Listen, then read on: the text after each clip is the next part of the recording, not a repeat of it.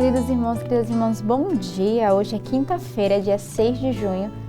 Estamos na 9ª semana do Tempo Comum. Estamos aí no meio da nossa semana, começando o nosso dia meditando na Palavra de Deus, começando o nosso dia rezando com a liturgia da igreja, vivendo a Lexio Divina, a leitura orante da Palavra de Deus. Já escutando e perguntando, o que Deus quer me dizer com essa palavra, com essa leitura. Já preparando o nosso coração para meditar, contemplar, deixar que a Palavra de Deus ela inflame o nosso coração e também tomarmos as boas resoluções. Então não esqueça de a cada dia pedir ao Senhor uma graça de viver a palavra. O que é que a Palavra de Deus hoje, o que é que essa frase, esse texto hoje transpassa o meu coração através da Palavra de Deus, o que é que Deus quer falar ao meu coração neste dia. Isso é o trabalho da Lexio Divina, isso é a importância desse trabalho de meditar a cada dia a Palavra de Deus. Então, eu vou lembrar mais uma vez, não esqueça de deixar ali no comentário do nosso vídeo o que é que a Palavra de Deus tem feito no teu coração. Se ela é viva e eficaz, qual fruto ela tem produzido na sua história, na sua vida. Não deixe de dar o seu like, não deixe de mandar esse link para que outras pessoas também possam serem alcançadas, possam meditar a Palavra de Deus, possam entrar no mistério que a nossa igreja vive no mundo inteiro. Estamos em comunhão neste dia.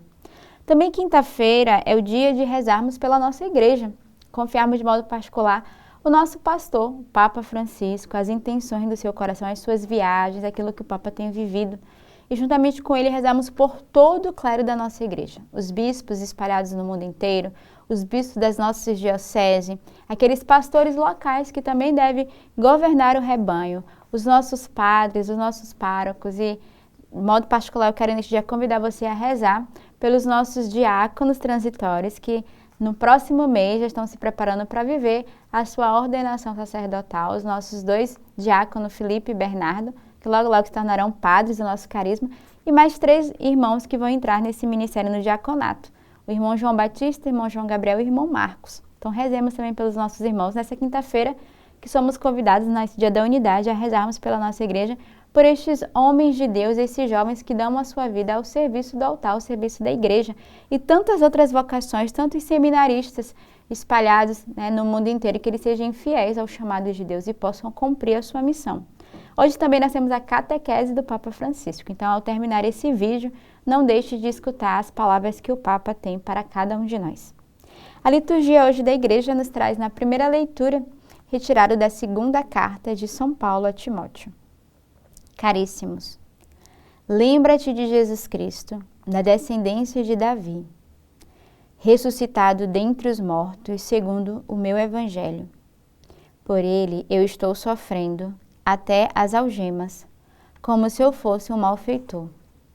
Mas a palavra de Deus não está algemada.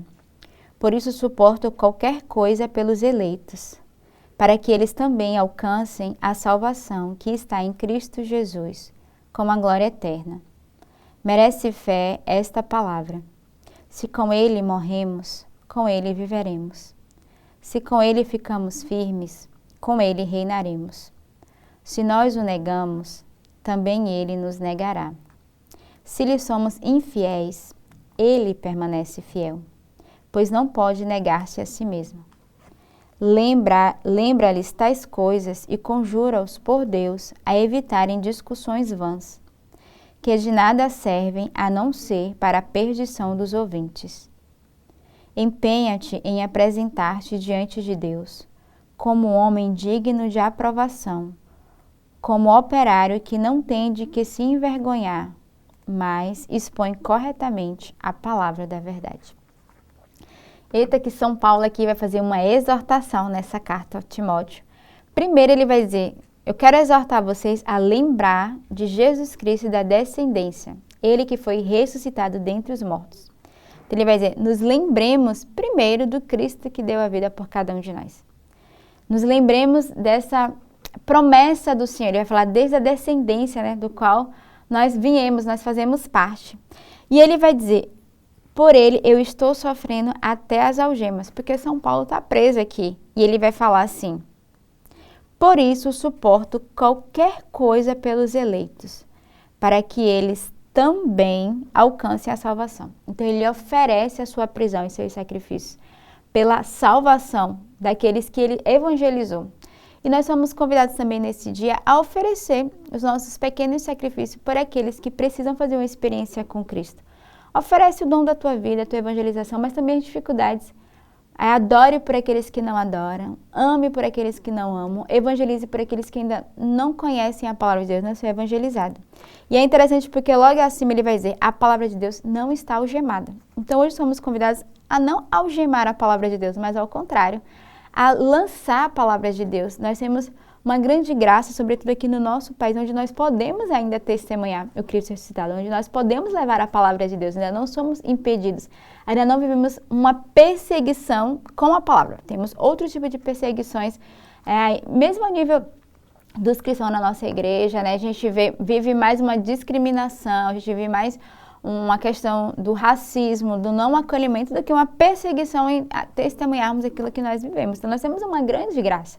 Então, não devemos algemar a palavra de Deus, mas nós devemos, de fato, comunicá-la. Devemos, de fato, anunciar tudo isso. E ele vai dizer, merece fé esta palavra. Se com ele morremos, com ele viveremos. Então, a experiência de que o Senhor é aquele que, ainda quando nós somos infiéis, o Senhor permanece fiel. Ainda quando nós negamos o Senhor, ele não nos nega. Então, de fato, tomarmos essa palavra hoje como uma posse para cada um de nós e não termos medo, não nos envergonharmos de expormos corretamente a palavra da verdade, porque é assim que termina, né, São Paulo nessa carta ao Timóteo hoje, dizendo, não tenhamos medo, não nos envergonhemos de expor corretamente a palavra da verdade. E a verdade é Jesus, né? Ele é o caminho, a verdade e a vida. Então, sejamos ousados e anunciadores do Evangelho, não tenhamos medo de proclamar a palavra. O salmo de hoje é o Salmo 24. Mostrai-me, ó Senhor, vossos caminhos. Mostrai-me, ó Senhor, vossos caminhos, e fazei-me conhecer a vossa estrada. Vossa verdade me oriente e me conduza, porque sois o Deus da minha salvação. O Senhor é piedade e retidão, e reconduz ao bom caminho os pecadores. Ele dirige os humildes na justiça, e aos pobres ele ensina o seu caminho. Mostrai-me, ó Senhor, vossos caminhos. Verdade e amor são os caminhos do Senhor, para quem guarda a sua aliança e seus preceitos. O Senhor se torna íntimo aos que o temem e lhes dá a conhecer sua aliança. Então, o refrão de hoje do Salmo já diz, né? Mostrai-me, ó Senhor, vossos caminhos. Deve ser a nossa oração. Senhor, mostra-me o caminho que eu devo seguir, o caminho reto, o caminho da verdade, o caminho que é justo. Porque às vezes nós nos desviamos do caminho, ou às vezes a gente não conhece o caminho, não conhece a estrada. E o nosso GPS é Jesus Cristo. Então, que Ele, né, nos conduza, nos mostre o caminho, o qual nós devemos trilhar, o caminho que nós devemos viver a cada dia. A cada dia somos confrontados a entrar numa estrada. E que essa estrada seja bem conduzida pelo nosso verdadeiro GPS, que é o próprio Cristo, que é o próprio Jesus. O evangelho de hoje é retirado do evangelista São Marcos. Naquele tempo, o mestre da lei aproximou-se de Jesus e perguntou-lhe, qual é o primeiro de todos os mandamentos? Jesus respondeu, o primeiro é este. Ouve, ó Israel, o Senhor nosso Deus é o único Senhor. Amarás o Senhor teu Deus de todo o teu coração e de toda a tua alma, de todo o teu entendimento e com toda a tua força. O segundo mandamento é, amarás o teu próximo como a ti mesmo. Não existe outro mandamento maior do que este. O mestre da lei disse a Jesus, muito bem, mestre. Na verdade, é como se dissestes, ele é o único Deus e não existe outro além dele. Amá-lo de todo o coração, de toda a mente, com toda a força, e amar o próximo como a si mesmo, é melhor do que todos os holocaustos e sacrifícios. Jesus viu que ele tinha respondido com inteligência e disse, tu não estás longe do reino de Deus. E ninguém mais tinha coragem de fazer perguntas a Jesus. Então aqui Jesus é muito claro, né? Na palavra de Deus ele vai, quando ele é questionado, ele é interrogado, né? O mestre da lei vai se aproximar e vai perguntar a ele qual é o primeiro mandamento, então ele vai ser muito claro, né? Ouve Israel, então a escuta da palavra de Deus nesse mandamento, né? Amarás o Senhor teu Deus de todo o teu coração. Então precisamos escutar os mandamentos e guardarmos em nosso coração. O nosso primeiro mandamento é amar o Senhor com todo o nosso coração. E aí ele vai unir o segundo mandamento a um só, dizendo, e amarás o teu próximo como a ti mesmo.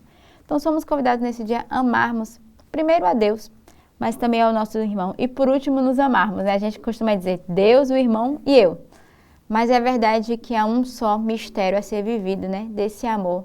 Quando amamos ao Senhor, somos irradiados, somos invadidos por esse amor também ao próximo e a nós mesmos. Então peçamos ao Senhor essa graça de amá-lo de todo o nosso coração, toda a nossa mente, toda a nossa alma, com toda a nossa força. E hoje também a igreja celebra neste dia São Norberto e São Marcelino Compagnag. Então peçamos nesse dia a graça desses dois santos, né, fazendo memória à nossa igreja, a intercessão deles para cada um de nós. Tenhamos uma bela quinta-feira e acompanhe a catequese do Papa Francisco. Que Deus os abençoe. O Papa dará prosseguimento agora então a catequese, a série de catequese sobre o Espírito e a esposa. Queridos irmãos e irmãs, bom dia. Na catequese de hoje, gostaria de refletir com vocês sobre o nome pelo qual o Espírito Santo é chamado na Bíblia.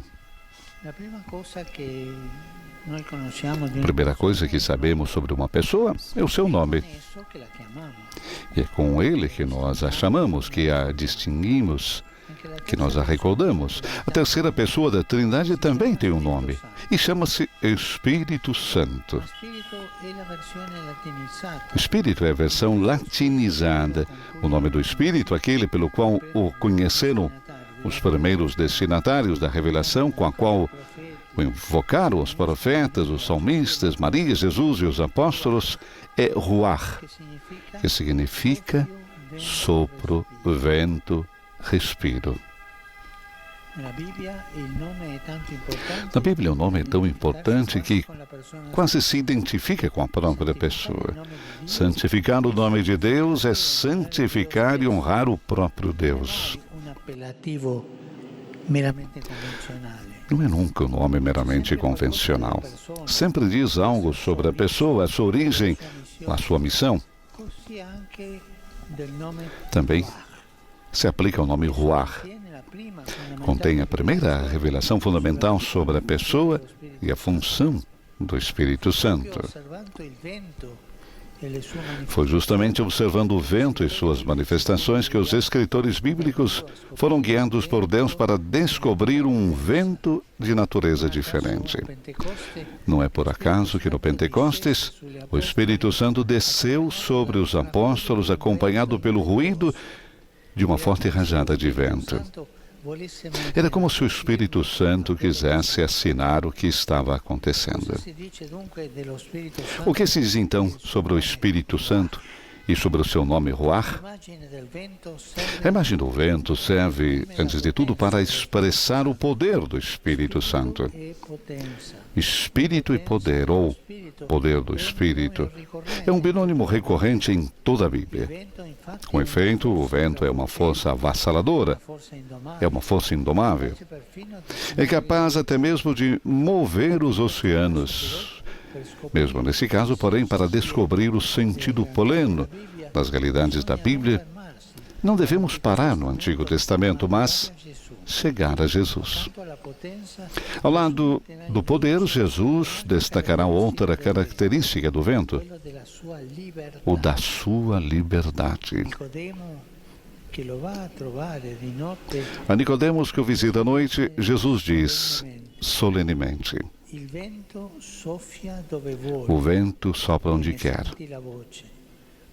Ouves a sua voz, mas não sabes de onde vem, nem para onde vai. Assim todo aquele que nasceu do Espírito. O vento é a única coisa que absolutamente não pode ser contida, não pode ser engarrafado, enlatado.